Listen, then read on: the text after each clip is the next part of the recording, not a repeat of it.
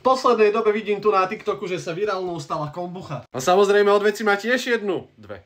Tak aby som sa vám pochválil, toto je hotová kombucha a toto je moje SCOBY. SCOBY vyzerá asi takto nejako. A používam väčšinou čierny čaj, takže vyzerá tak tmavšie. No z druhej strany je krajšia.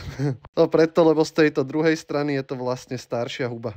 Používam na ňo kvalitný čierny sypaný čaj, ktorého si obvykle dám 20 gramov. Čaj si dám do hrnca. Inak mám tu ešte jednu SCOBY, ktorá je mladšia a teda aj krajšia. A tá vyzerá takto nejako. Treba mať vždy čisté ruky. A k tomu dávam 200 gramov cukru. 200. Nie je to veľa. Práve tou fermentáciou spapá SCOBY ten cukor. Pridám do čaju.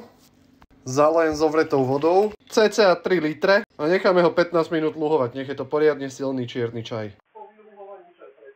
A teraz už len počkať. Spravíme si aj taste test. V poslednej dobe vidím tu na TikToku, že sa virálnou stala kombucha.